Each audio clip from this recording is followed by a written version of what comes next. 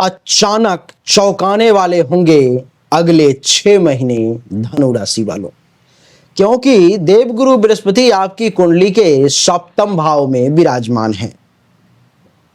इनकी पंचम दृष्टि लाभ भाव पर है, सप्तम दृष्टि प्रथम भाव पर और नवम दृष्टि तीसरे आपके पराक्रम भाव पर है। इसके कौन कौन से वो चौंकाने वाले सकारात्मक परिणाम होंगे और कुछ नकारात्मक परिणाम भी वो मैं आपको बताने जा रहा हूं।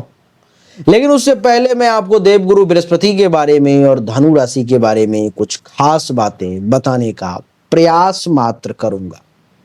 जैसे देवगुरु बृहस्पति के बारे में थोड़ा सा जान लें, क्योंकि इन लोगों के बारे में चर्चा बहुत कम अथवा ना के बराबर होती है। ये देवगुरु बृहस्पति शिक्षा, धर्म, ज्ञान, धन, विवाह, संतान, भाग्य और विस्तार, यानी कि जहां बैठते हैं वहां पर विस्तार कर देते हैं।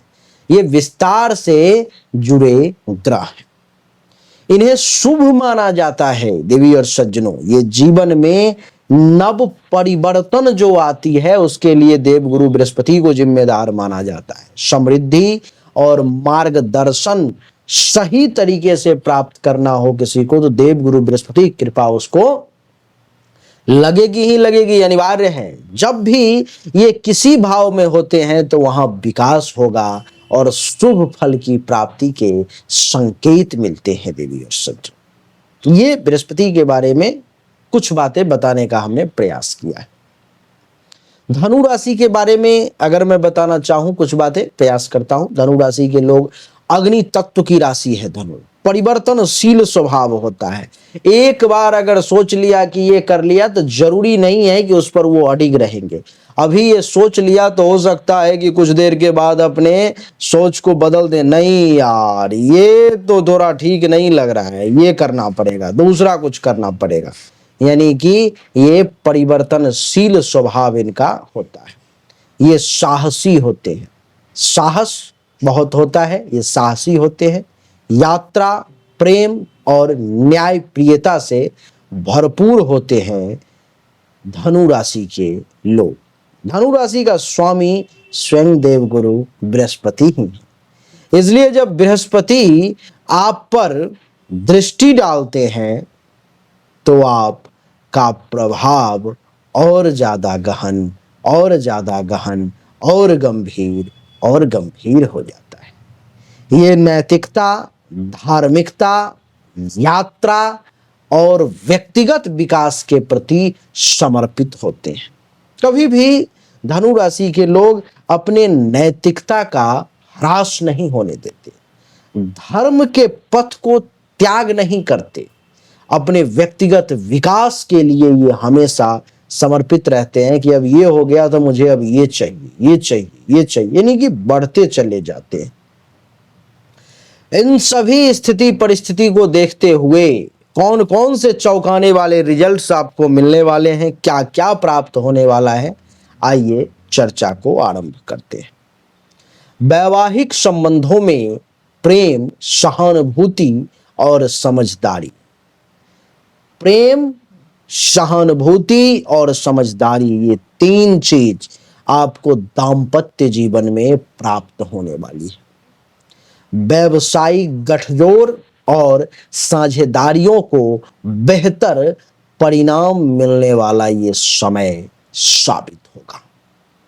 नई आर्थिक स्रोत खुल सकते हैं, आय में वृद्धि देखने को मिल सकता है। ऐसा है आपको इस समय में मैं जानकारी दे रहा हूं। निजी और घनिष्ठ संबंधों में भी अगर सामंजस्य बिगड़ गई थी तब वो सामंजस्य बनने का समय आ गया है, सामंजस्य बनने लगेगा। साझेदारी में किए गए निवेश या जमीन संपत्ति के मामलों में आपको कुछ लाभ मिलने के योग बन रहे हैं। अफेयर्स या प्रेम संबंधों में नयापन और स्थिरता भी देखने को मिलेगी।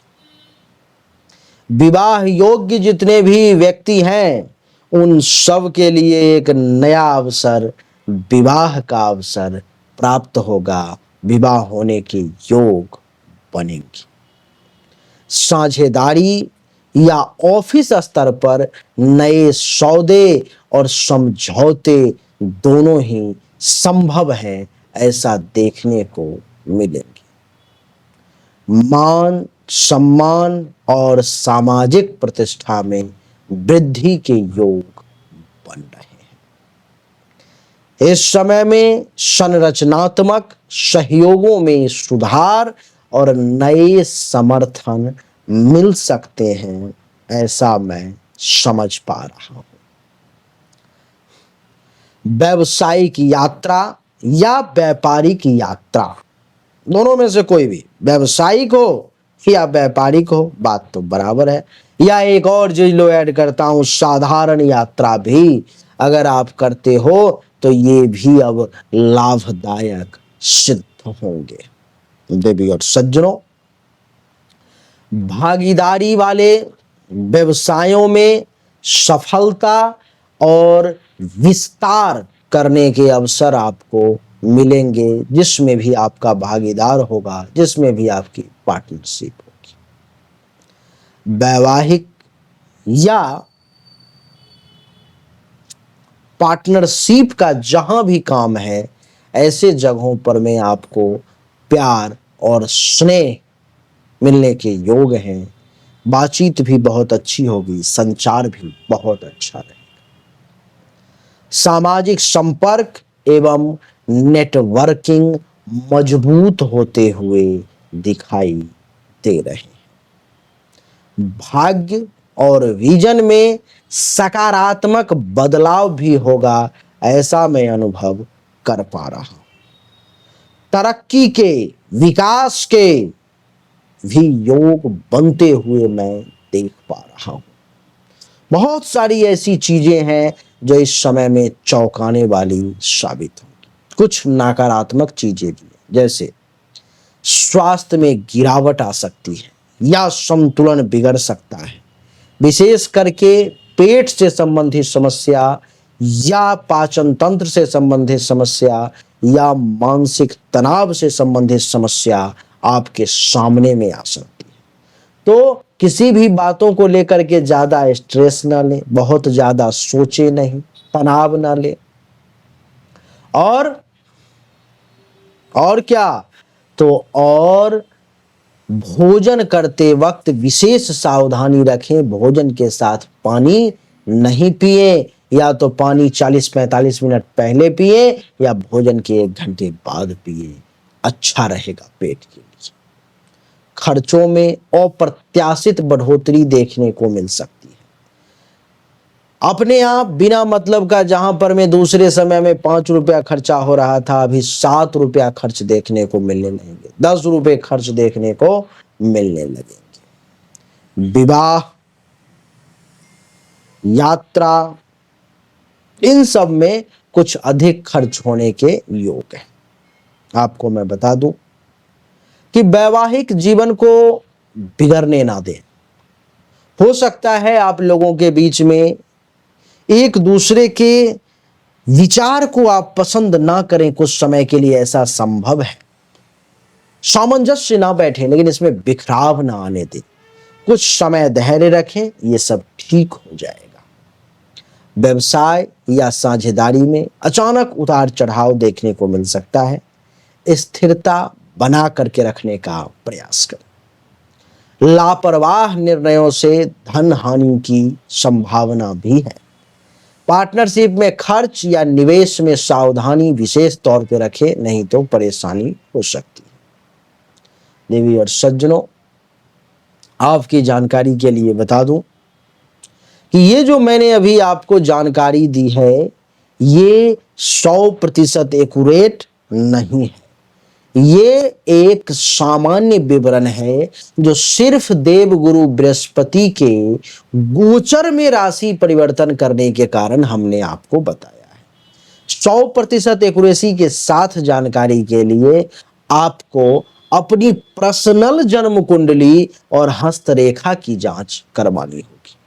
अगर आपको ऐसा लगता है कि आप जितना परिश्रम कर रहे हो आपको उतना परिणाम नहीं मिल रहा, भाग्य का साथ नहीं मिल रहा, भाग्य का साथ औरों को मिल रहा है जो लोग आगे बढ़ते चले जा रहे हैं, तो ऐसी स्थिति में आपको अपनी जन्म कुंडली और हस्तरेखा की जांच अवश्य करवानी चाहिए। आप अपनी जन्म तारीख, जन्म समय, जन्म स्थान दोनों हाथ के हथेली का फोटो अवश्य भेजें। आपको सही और एक्यूरेट जानकारी सही शुल्क पर में प्राप्त होगी। अच्छा लगा तो वीडियो को लाइक करें, शेयर करें, चैनल को सब्सक्राइब करके इसके बेल आइकन के बटन को दबा दें। आप सभी का एक बार पुनः फिर से बहुत बहुत धन्यवाद। Thank you so much. जय हिंद, वंदे मातरम, बोलिए राधे राधे राम।